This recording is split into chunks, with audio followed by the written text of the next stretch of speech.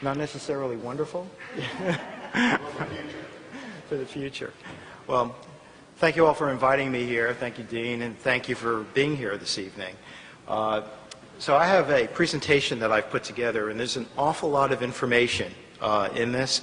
So I am going to run through it, and there's time for questions at the end, and also there's a meet and greet that follows. So anything that you'd like to follow up on, I'm happy to do. You know, the subject is personal finance, and that's a big, broad topic, you know, if you will. Imagine it as a bookshelf full of books, and there's a bookend on each end. So one bookend, call that budgets and managing debt, cash management, preventing overdrafts, and all the rest of that stuff.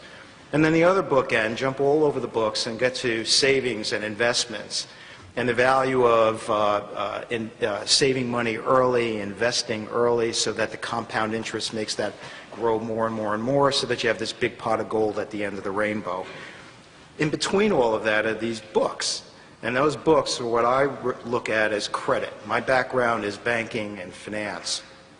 Credit is our day-to-day life, and it's broken down into pieces: getting it, acquiring it, managing it once you have it, protecting it, and then what do you do if things go wrong? You know, so how do you manage all of that? To me, unless you have a good handle on that stuff, it doesn't really matter what you have in your budget. It doesn't really matter what you have in your bank. It doesn't matter what you have in your investment portfolio. It's at risk. So acquiring, managing, and protecting credit is really my mantra. That's the thing that I talk most about, particularly with my background. There are not a lot of us in the financial services industry. It's like this fraternity that you come out and you tell everybody how to deal with you. You know, how do you negotiate properly for a loan? How do you push back? When do you push back? How do you prepare yourself to ask for help? And that's what I try to deliver to my students in the lectures that I do, and the book that I ultimately decided to write. So let me start first with the acquiring credit. All lenders make 4 decisions. Are they going to lend you money? Are you the type of person that they think is a reasonable risk? Do you have anything in your background that should suggest that you might be risky? You haven't paid your debt in the past, you've declared bankruptcy at one point in time or another, you've been late on your payments. You know, is there anything there that would make them not want to lend to you? That's the first question. So let's say the answer is, okay, we're going to lend to you. The second question they're going to ask themselves is, how much am I going to lend? You know, and there's a whole process for this, which I'm going to talk about in the 5 C's of credit. How much are you going to be able to carry if I were to lend you money? You may ask for $10,000, but perhaps you could really only afford to pay back $5,000. Third question, if they are willing to lend to you and they're willing to lend a certain amount, how much are they going to charge you? There's a direct correlation between the interest rate that be charged and the amount of risk that they perceive is embedded within this loan. The higher the risk, the higher the rate. You know, and the opposite holds true for investments. There's no such thing as a high rate of return on an investment with low risk. You know, how many of you all heard that in the past? Oh, there's no risk, but you can get 10-15%. No such thing.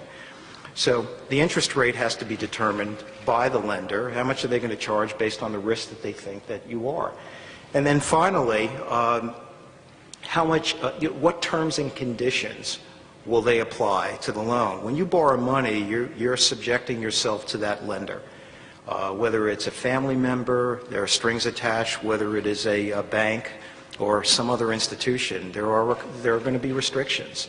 That maybe you can't borrow additional money, maybe you can't sell certain of your assets, some restrictions. And it's going to be up to you to determine to what extent you could accept those restrictions.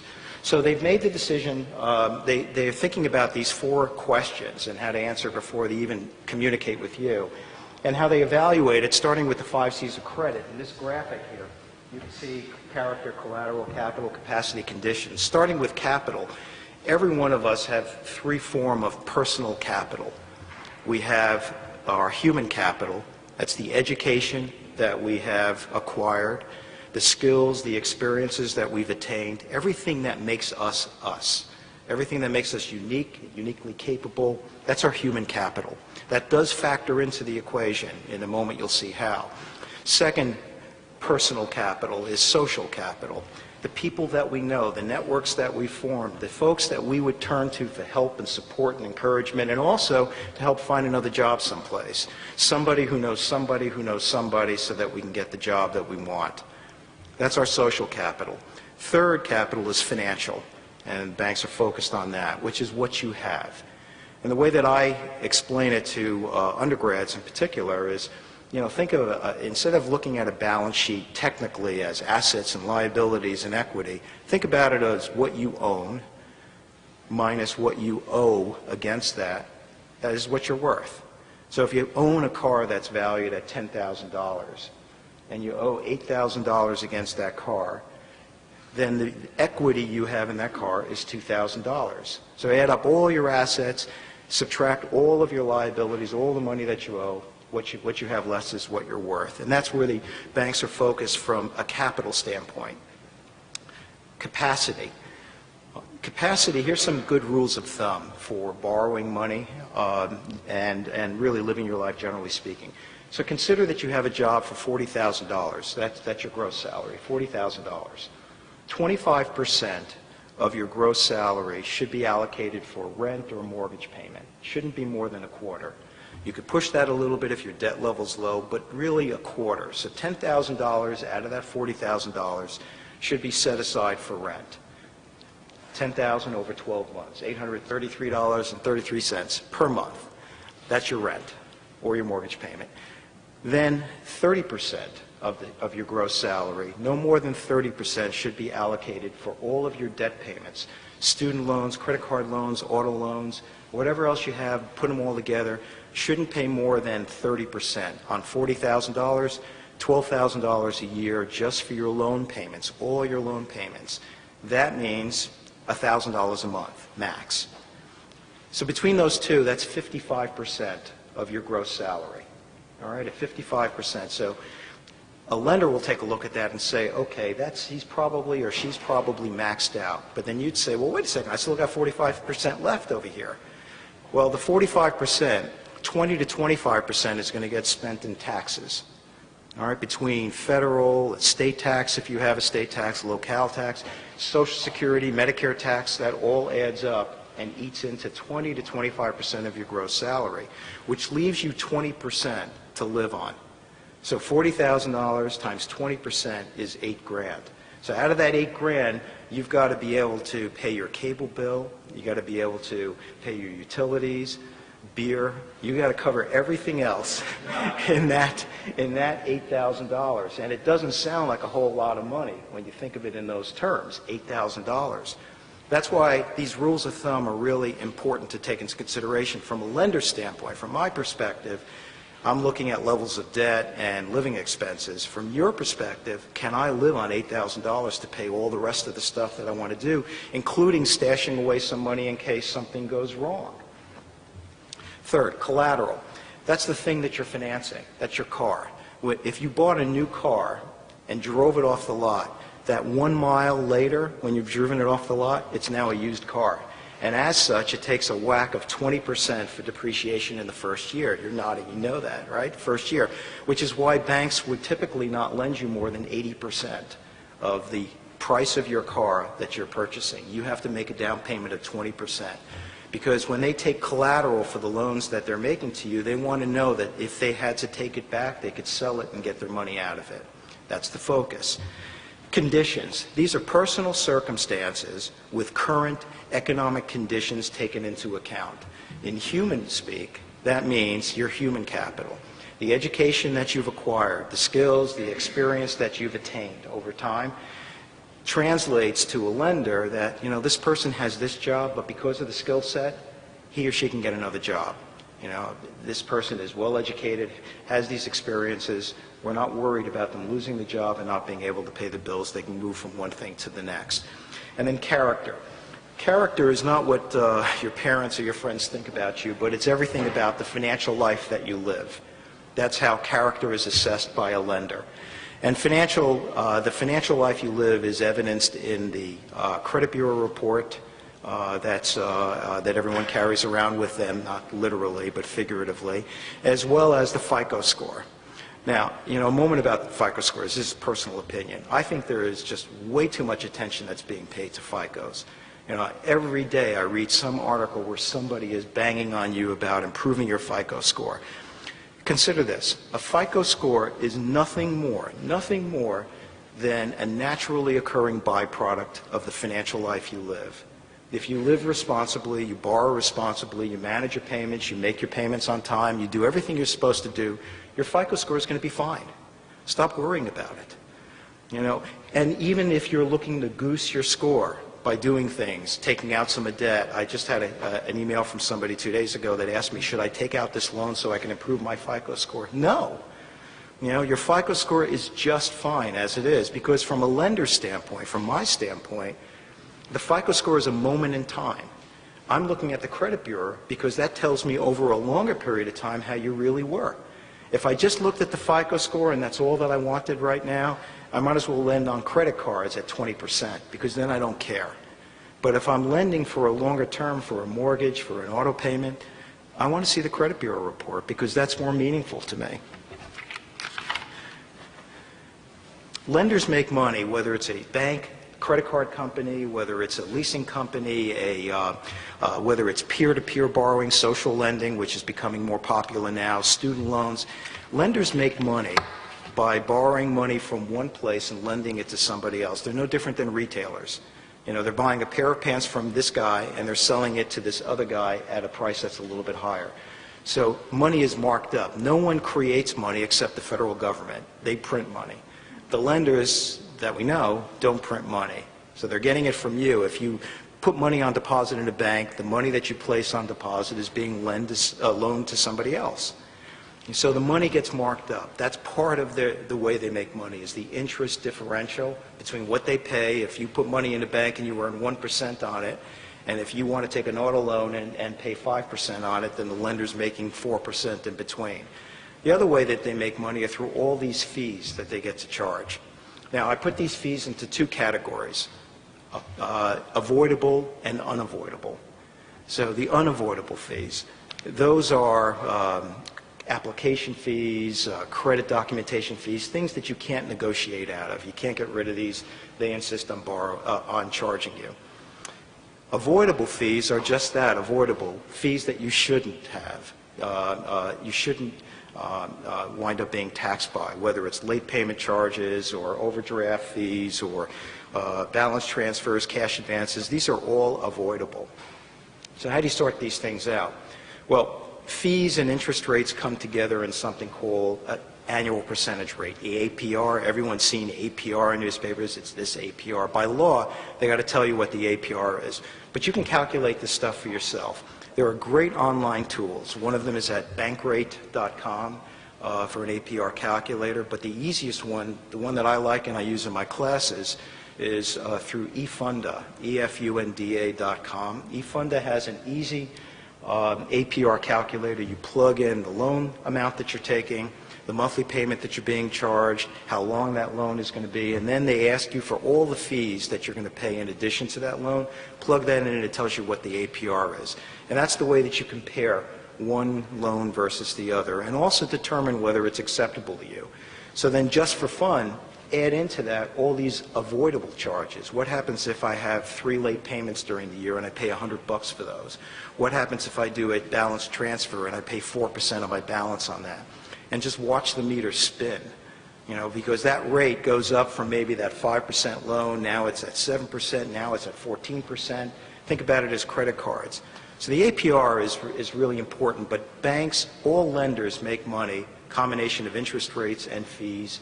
They're disclosing this information to you. You've got to read about it and then figure it out for yourself whether it's the type of loan that you want to take on. Financing is also used to entice people to buy things. You can only afford $300 a month. Well, that's great. Instead of the Chevy Cruze, we could sell you the Volt. But instead of a 3-year loan, it's going to have to be a 5-year loan to make it work. But that's okay because you want this car. This is a better car. So we can sell up to a more costly product, which means you take on more debt, but they kept the monthly payment the same. It's also used to try to entice you to buy something or to enter into an agreement that you may not want to, and in part because you don't realize there's a discount there. So here's another example. You've probably seen on TV and read in newspapers about furniture. If you buy this furniture today, no payments for a year, right? Or a 0% interest rate. There's no such thing as 0%. What's actually happening here is you come in, you've saved $10,000 to buy furniture for your whole house.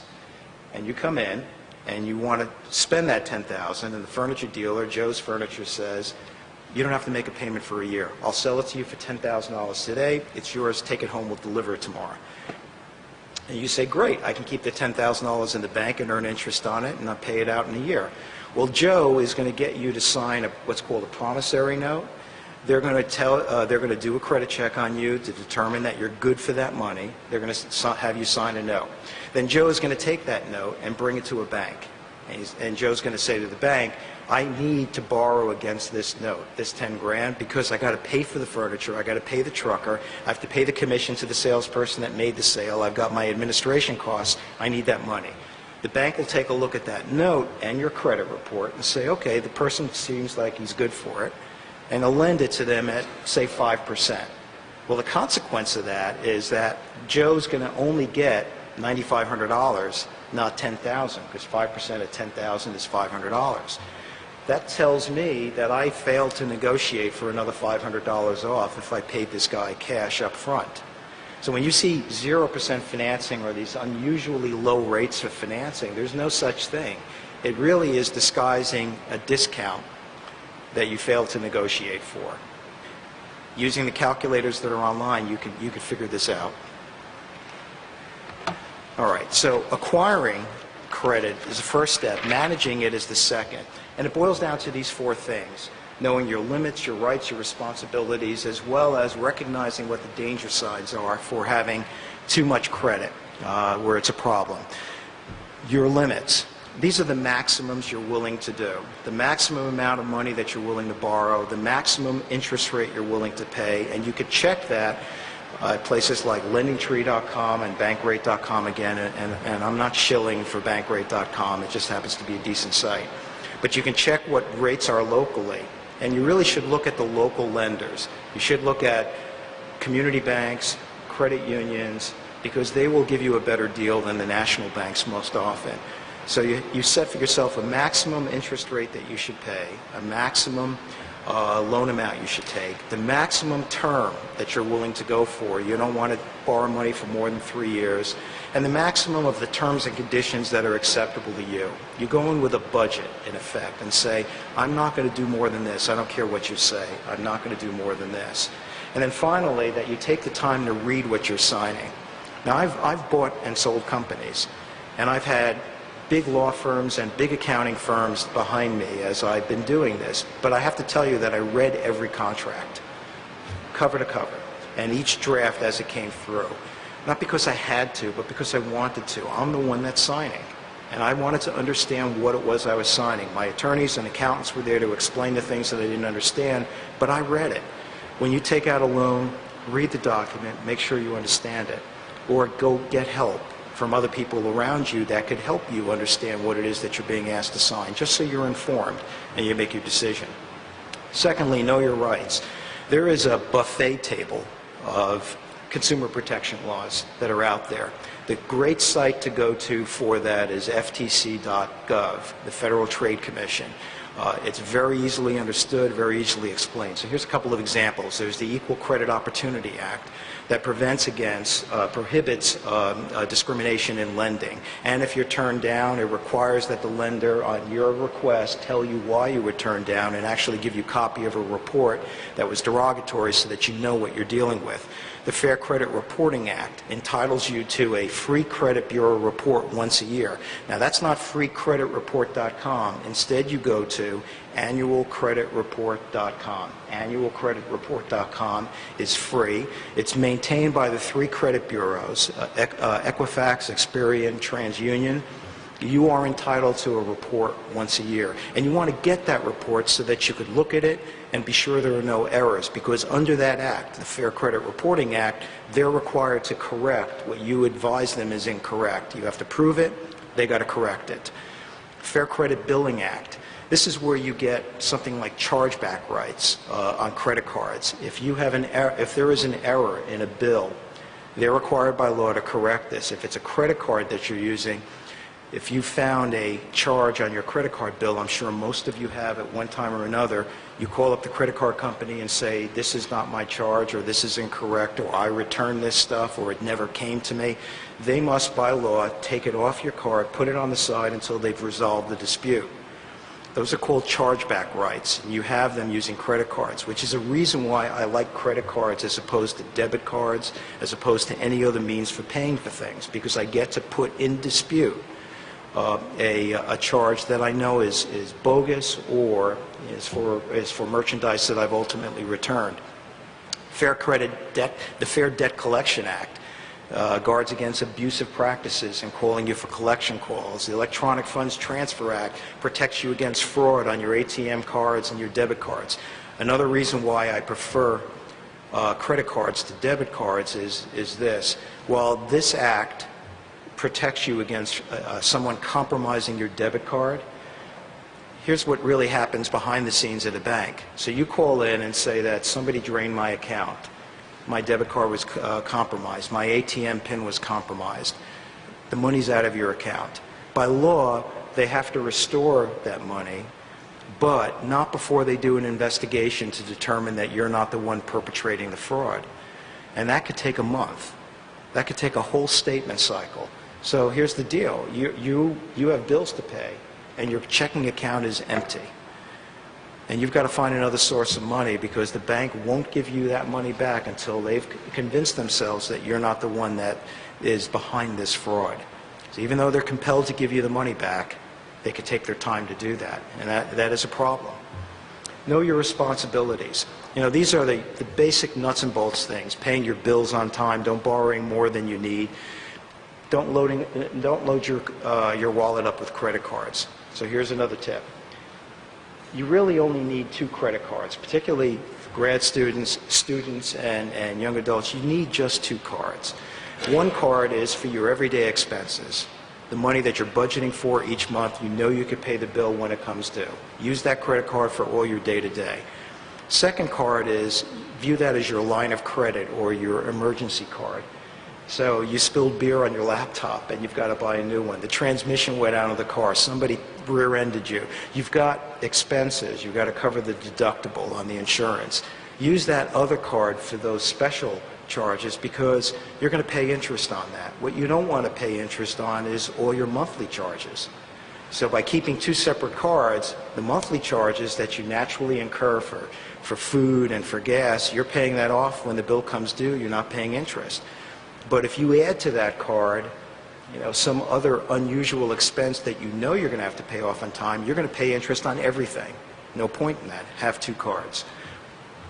And of course, routinely verify your credit report. That's part of your responsibilities. The danger signs, lots of them are obvious to you, that, you know, you're triggering avoidable fees, you're drawing down on your savings, you're spending a greater and greater percentage of your income, you're juggling bills, you're borrowing money, taking out new loans to pay off old ones. But the thing that really takes a toll is the emotional stress, you know, where you can't go to sleep at night, and this is getting in the middle of your relationships. Top 5 reasons for relationships failing. Number 1, number 2, number 3 is financial distress. Gets in the middle of people, it compromises them. You know you're in trouble when you're worrying about money. You're embarrassed to talk about it, whether it's interfering in your day-to-day life. So once you've gotten it, how do you protect it? Well, first and foremost, your most important numbers are your Social Security and date of birth. Most important numbers for you. Social Security, the people that are entitled to get your Social Security have an obligation to safeguard it. You know, and you should ask them, how am I going to know that you're protecting that number? Because that opens up your world. that Social Security number? How do I know you're going to protect it? How do I know it's not going to be handed out to anybody else? The ones that are entitled to get it are institutions that are either giving money to you or taking money from you. The only ones. So your employer, they're giving you money. The government is entitled to your Social Security number. They already know it. The banks, your cell company, your cable company, people that are charging you, that want to do a credit check on you, they're all entitled to get that Social Security number. But what they're not entitled to do is to require that you identify yourself with it. And that means that, as you call into your cable, I call into Verizon, and they ask me for the last four. I refuse to do that. And if you push back at each one of these, the cable company, utility company, cell phone company, tell them that you want a unique identifier. You want to create a PIN that identifies you. It could be a word, it could be a series of numbers that identify you to them so that you don't have to give your last four. Everyone's giving their last four.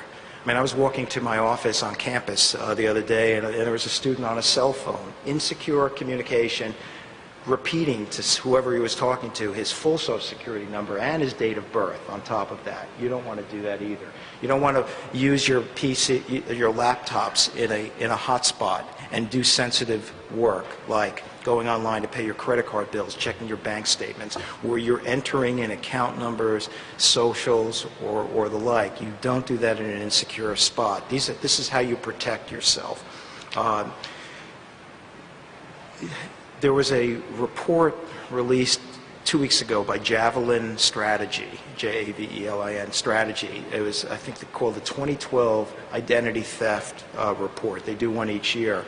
And they found a marked increase in ID theft that's occurred for those who are active in social networking. Social networking has compromised all of us. We share way too much information. We can't pull back a lot of what we've shared. Employers are looking at that to determine whether they're going to hire you. Criminals are looking at that to try to figure out what your date of birth is, your Social Security numbers are, and they're successful at doing that. Finally, pay attention to the things that are missing. If you don't receive either via snail mail or online your statements, it doesn't mean that you don't owe the money. It could mean that somebody has commandeered your credit, commandeered your identity. So, train yourself to know when your bills should be coming in, and if they're not received, contact the bill payer, the biller, and ask them where it is. And if you and ask them in particular whether it's been redirected. Has this bill been redirected to another address, another email address, and immediately put a stop at it?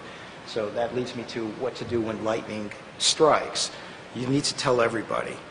First and foremost, shut down whatever account has been compromised. Shut down the credit card, shut down the checking account immediately if it's been compromised. 2, put a fraud alert with the credit bureaus. Call the credit bureaus. There's a hotline for these. Tell them that you've been a victim of ID theft. Put a fraud alert on your Social Security number so that nobody else could take out credit without clearing it directly with you. File a police report. And finally, lodge a complaint with the FTC, the Federal Trade Commission. A lot of people don't do that. Do it. Tell everybody that you've been a victim of identification threat.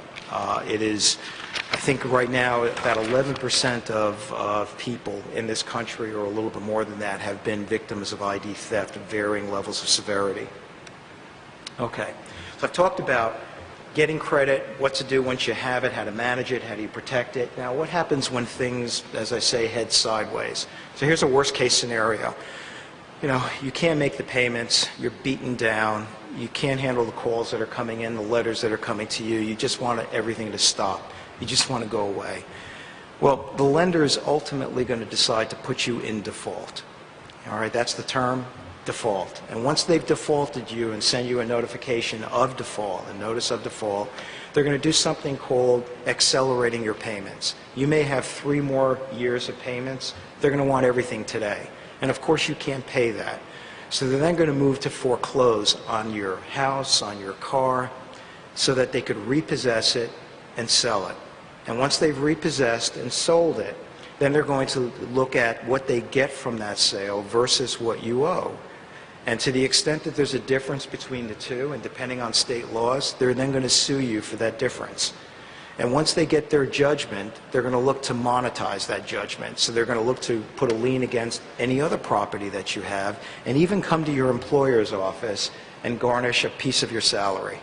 Now, as an employer, I'll tell you, I've had to deal with that. The sheriff shows up, and it's just tragic. Sheriff shows up, I've got to call the employee out, and we've got to have a discussion about the fact that there's a document, a court document that orders the company to set aside $100 every pay period to go to, this lender who was not paid. That is horrible, for the person, for us, in dealing with it. That's a worst case scenario. So what do? As soon as you know that you're in trouble, when you know you're struggling, you can't manage it, you have to tell your lenders. You got to go to your creditors and tell them this. But you don't do that until you're prepared. Here's what a creditor is going to look to hear. They want to know that you've done certain things for yourself. First, that you've tightened up your budget. You're bringing in as much money into your household as you can afford to bring in.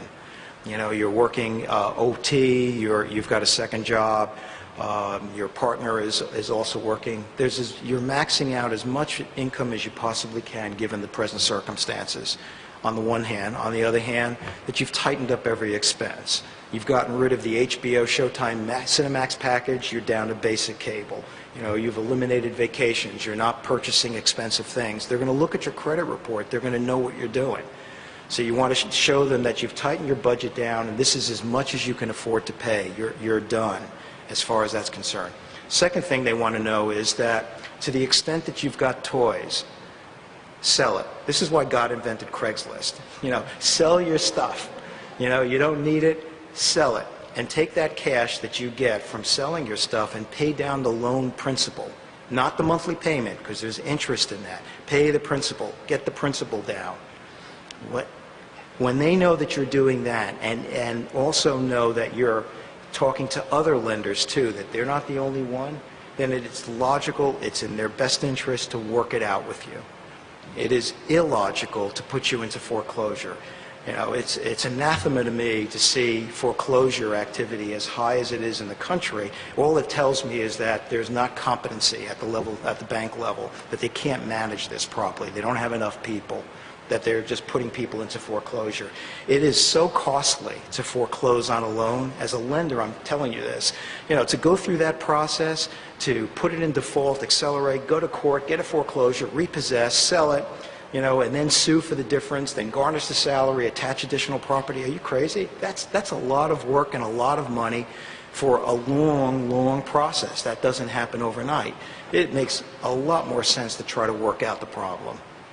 So if you come to the lender prepared, you've done your homework and say, look, here are my circumstances. Here's as much as I can afford. My budget's tight. You take a look at this. I'm doing everything that I can, and I've sold the extra stuff that I don't need, and you're not the only lender I'm talking to. They should work it out with you. Next, try to resist the temptation. The temptations are particularly for predatory lending. So here's an example, payday loans. I don't like payday loans. I'm sorry if anybody's relative is a payday lender. So how a payday loan works, I'm getting paid next week. I get paid every other week. I'm getting paid next week, but I need the cash today. So I'm going to go to a payday lender and say, I need the cash that I'm getting next week. The payday lender will verify that you're actually getting that money and say, great, you're getting paid $500 next week. I'll lend you that money, and I'm going to charge you $30. And you say, oh, well, $30 is not a big deal. That's okay. But you're paying $30 on $500, 6%, for a 1-week loan. Multiply 6 times 52 weeks. You're paying more than 300% interest for that loan. That's part of the problem. The other part of the problem is payday lending puts you in a debt trap because you've just advanced, you've accelerated the cash you're getting next week to this week. What do you do for an encore? So next week you don't get the paycheck, and then you're not going to get a paycheck the week after, and you're going to have to wait till the 3 weeks from now to get your next paycheck. Can you survive? Most likely you're going to go back again and again and again. These loans are debt traps. They call that round tripping because you keep going back and back for more.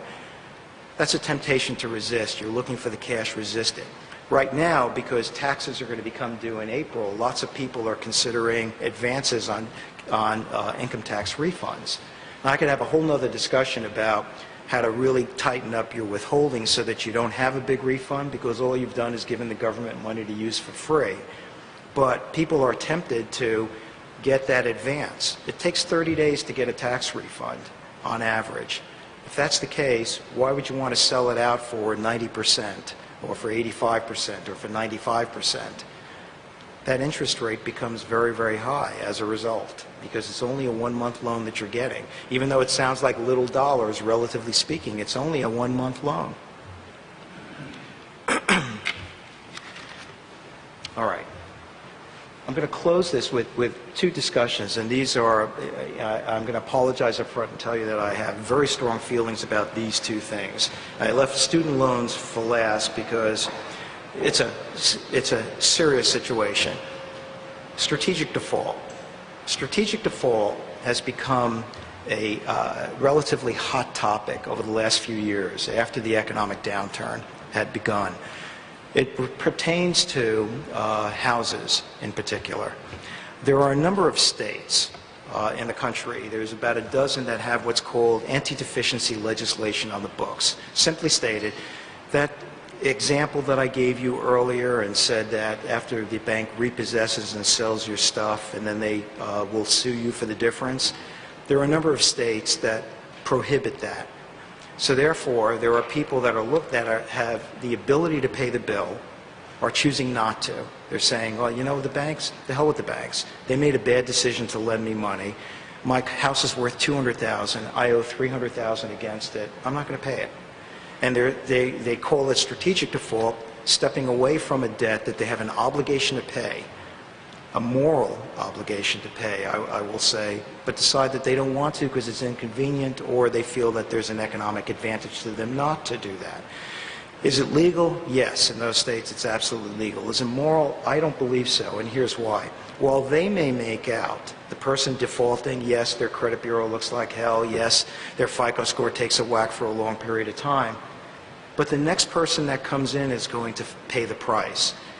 In the very beginning, I said that all lenders make 4 decisions: whether they're going to make the loan, how much they're going to charge for it, how much they're going to lend you, and the terms and conditions to require. 4 decisions. If I'm operating in a state that's unfriendly to credit this way, then I'm going to want to charge more for the extra risk that I'm getting, which means more down payment, higher interest rates, higher fees, operating in that state. Because people can walk away, as opposed to being, it should walk away, the next person winds up paying the bill. I have a problem with that, a moral problem with that. Student loans. While we can have a discussion about the complicity of schools, the government, private lenders all coming together and facilitating the amount of debt that students have taken on. I mean, it is almost $900 billion right now. It's heading up towards $1 trillion. It has already surpassed credit card debt. It is a big, big problem. It's causing students to delay life decisions. I had a cab ride with a kid that graduated a year ago. He has $400 a month in student debt. The good news, he tells me, is that he's able to live with a couple of friends and split the rent. He's not having to live at home. The bad news is that $400 precludes him from being able to purchase a car. He can't afford the $200 a month lease payment and the $200 a month of insurance. People are delaying marriage, delaying families because of the debt that they're carrying around. You know, the problem that I have with it, besides the fact that it's been so facilitated, is that the lenders in the student loan programs are treating the matter differently.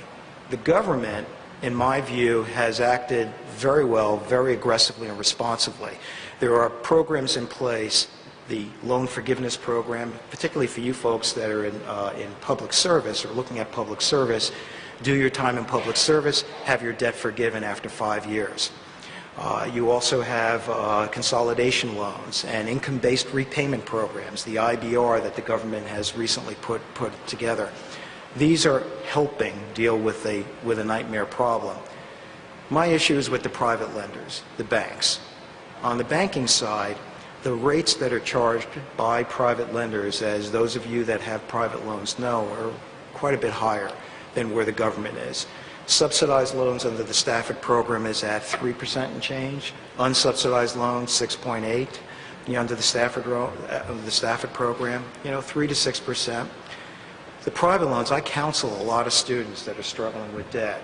The private loans that I'm hearing about, that I'm working with students on, are 11, 12, 15%. Here's the thing. You can't live with that. And from the lender standpoint, remember I also said that risk and interest rates are absolutely correlated? The lenders, the private lenders, have successfully negotiated, lobbied for, I should say, for a change of bankruptcy laws that occurred in 2005, where they stand shoulder to shoulder with the government in student loans not being dischargeable in bankruptcy, except in severe circumstances. It's called the Brunner test, B-R-U-N-N-E-R. The Brunner test is a very high bar to pass. You have to, in effect, demonstrate multi-generational harm. But so, for all intents and purposes, it's not dischargeable. Well, the government's charging at this rate, and they are working with students to forgive debt, to stretch out payments, forgiving debt after 20 years of payments. The private lenders are not reducing interest rate. They're not reducing the amount of debt. The levels are up here because you don't have a choice. I have a problem with that. From my perspective, I've been talking about this, writing about this. You can't have it both ways. If you're going to charge that much, close to credit card debt levels for student loans, then you've got to take the chance that the student can decide to pull bankruptcy. As horrible as bankruptcy is, you got to have that option. Because, as a lender, if I'm sitting across the table from somebody that I know can pull the plug, I'm well motivated to work out a solution. But if I'm sitting across the table, and if I were so inclined, which I'm not, but if I were sitting across the table from somebody that didn't have that option, I could take a hard stance and say, tough, pay me. And I think that's where the private lenders are at this point. I think this is a problem. I think that bankruptcy law needs to be revised unless the lenders come together, the private side, and bring the interest rates down to an affordable level so that you can manage the debt that you have. Okay, I'm going to take a deep breath. So I've just delivered 10 pounds of information in a 5-pound bag. This is, in effect, 2 classes worth in the 30 minutes. So I'd like to step back for a moment, thank you again, but also ask to take any questions that you have, and I'll elaborate on any things I've discussed. Yes, sir. Get the microphone. Okay, Bert. Thank you, Mr. Yep, I got you, Bert. Thank you, Mr. Weiss. My name is Bert Hicks. I'm a student here at the school. You talked briefly about predatory lending and payday lending. The problem, first of all, I don't know if you're aware, but Arkansas has eliminated predatory lending. So that's obviously good, but you've got a state like Tennessee that borders a large portion of the right. eastern border of the state. So those folks, and that part of the state is fairly rural and has lower incomes traditionally. So you've got the folks that earn the lower incomes there. A week before they get paid, they rush over to Tennessee and get their payday lending. So could you speak briefly about what's being done on the federal level to address, because cross-state payday lending is certainly a problem. You've got, I think, 15 or 16 states that have addressed it directly. But could you speak briefly about what's being done on the federal level? Yeah, thanks for that question, Bert. That's a really great question. The Dodd-Frank Act created the Consumer Financial Protection Bureau. The Consumer Financial Protection Bureau has been in the news over the last month in particular, now that they have a head of the Bureau that was installed in a recess measure. They're tackling predatory lending, overdraft charges, a bunch of things, right now, calling for comments, background information before they determine what they're going to do about this. The payday lending associations, the trade organizations, everyone is lobbying. It's interesting to me that I see ads on CNN and on some of the other cable shows from the national organizations of payday lenders and others. People that are taking payday loans are not watching those same cable shows. It's really directed at us. to say, we're okay. We're okay. And there are a lot of banks that are engaged in this activity too. There needs to be a national solution to this. Arkansas has very tight usury limits here of all the states. In fact, Arkansas is particularly tight, and I understand what the problem is.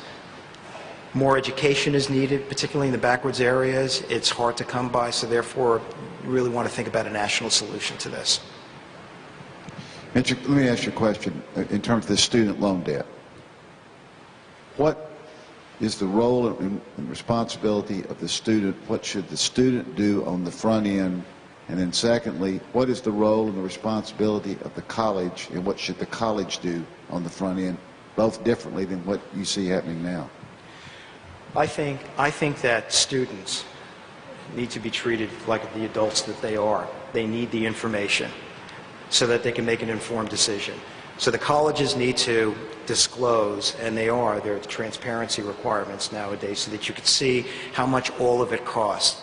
Tuition, room, board, and all the rest.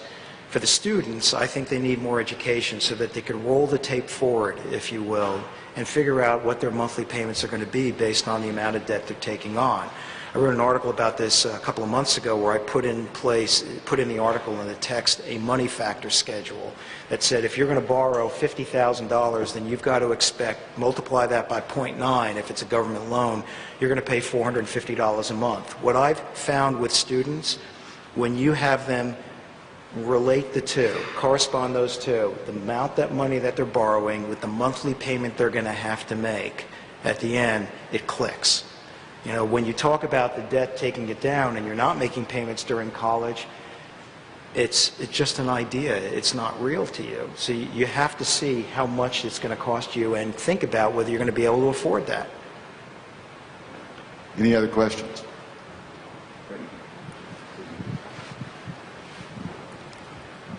Hello, thank you for being here. My name is Brittany. I'm a student here as well. Could you detail some more of the payback plans for the government that they recently released? Yes, thanks, Brittany. There's the income-based repayment program, IBR. Income-based repayment does a calculation and determines, based on how much you're earning and the obligations that exist currently, how much money you really can afford to pay on the student loans, and they make their student loan repayment fit with that. And it means that they'll have to likely push out the term of the loan, the duration, to make that work, because you can't pay this amount, you can pay this amount, so therefore it's got to get longer. But then after 20 years, it falls off a cliff. So the IBR program assesses your current earnings, and it's the qualification program throughout, because if your earnings increase, then you'll obviously be able to pay more later on. But it adjusts the payments so that you still are able to live. Loan forgiveness program for those that enter into public service, go to work for a Title I school, do that for 5 years, and your debt is forgiven. Consolidation programs take only for government debt, put them all together. There's a 0.5% decrease, a 0.5% incentive on this. The rate is lowered by 0.5%. And you can get everything on one schedule for one payment for as long as you need for it to be. And those are the programs that they've actively been promoting. Any other questions? Yes, Leslie. Thank you. I'm Leslie, and I'm also a student here. I'm a big proponent for higher education. I feel like something we say in society is that an education will always be worth it, and it's something worth investing in and things like that. So what I'm curious to hear is, at what point is what's the cap? Like, when should we stop going to school if it's maybe not worth it, at least from a financial perspective? My wife had an uncle and aunt that went back to college. I mean, they had their degrees, but they wanted to continue learning. And they went back to college, and they were in their 70s and 80s. And they're the type of nightmare students you don't want in your class, because they're answering all the questions and the other kids are going to sleep. I think when is there enough education? When you stop being inquisitive.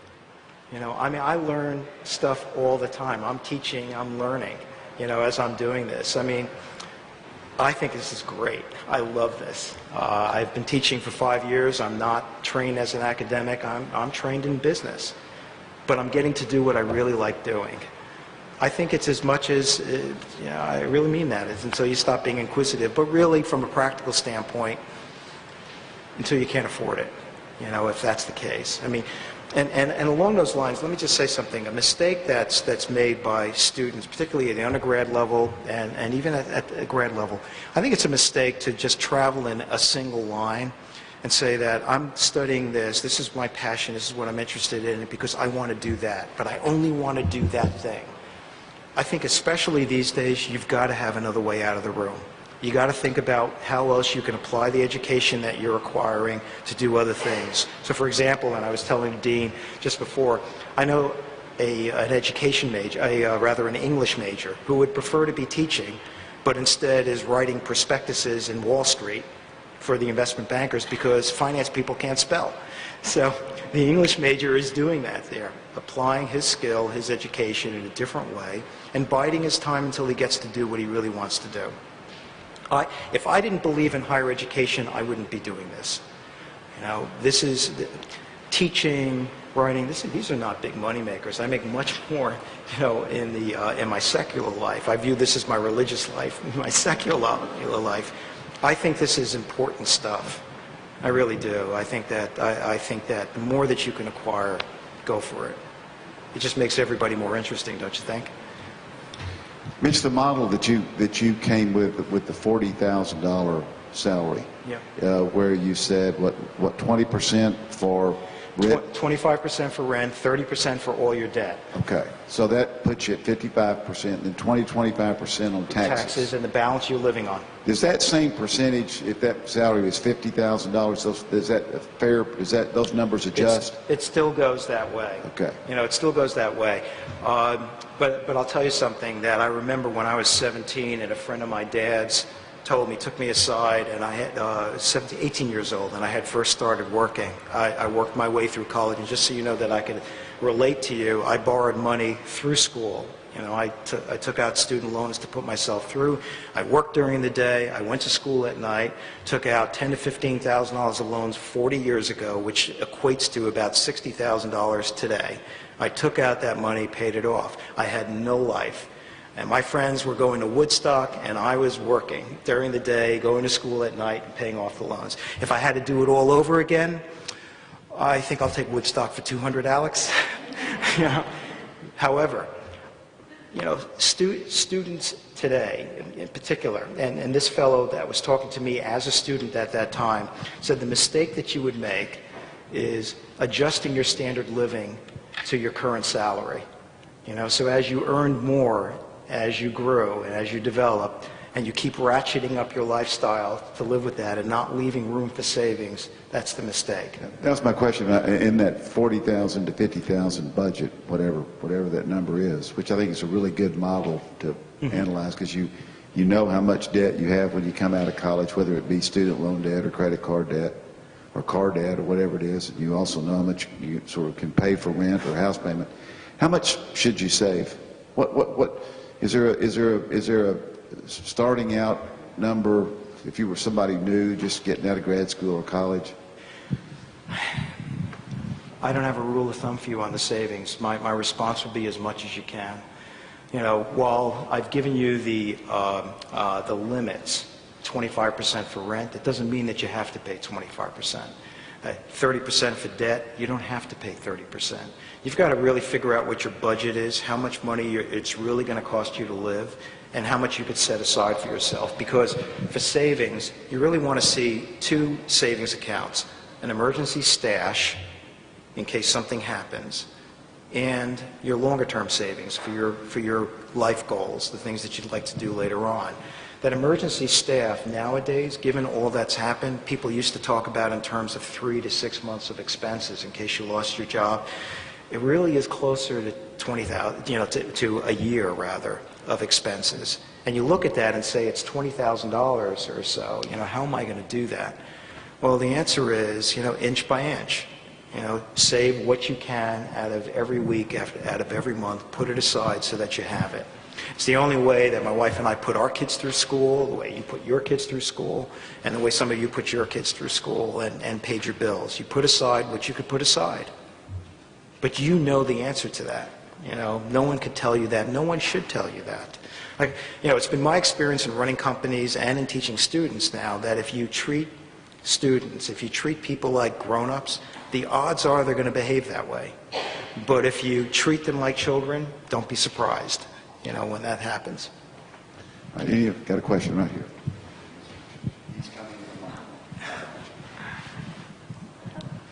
Could you provide an example of social lending and elaborate more with Right. examples? Sure. So a group of people come together, and there are sites that facilitate this and say, I've got $10,000 that I want to invest in a lending network to a bunch of other people. So you've got a lot of folks that are starting out, little cottage industries at home. Somebody wants to take in sewing and begin a little sewing business. Somebody wants to become a landscaper. They can't borrow money. They're traditionally what are called unbanked, you know, because they don't have a business established. They don't have a way to do this. So there are these social networks where I say, I'm going to invest $10,000, but I want you to break it up into 20 different $500 loans. So you get other people that feel the same way and say, I'll give you $500, I'll put in $500, I'll put in $500 for the person that needs to borrow $5,000. So it takes $500 from 10 people, and you establish the criteria as an investor and say, I only want people with FICO scores that are above this level. I want people that have been in business for this amount of time. I want people whose credit bureaus are clean to this extent. You establish the parameters, and then your money gets combined with other people's money and loaned out to this entity that's looking to borrow it. Even students are doing social lending for education loans. It's a higher rate of interest, there's more risk associated for the investor, and there's more interest rate being paid by the borrower in the process. The companies that facilitate it get something out of it. They get a piece of the payment, they get a piece out of the interest that's being charged, because you're also setting the standard and say, I'll accept this level of credit risk, I want to get 10% on my money. So they're going to get a piece out of it, which means that the loan will have to be priced a little bit higher. But it's a group of people coming together to lend to, you know, somebody that can't get traditional financing. We're going to do something for the first time at the Clinton School ever. We're going to have, at this table, you can purchase an e-book. Life Happens, a practical guide to personal finance for college, from college to career. We've had lots of book sales here. We've never had an e-book sale. Let it be known that the technology dean, who has trouble working a cell phone, has now got an e-book sale here. Mitch, thank you very much. You provided a very interesting and informative presentation. Thank you very much. Thank you.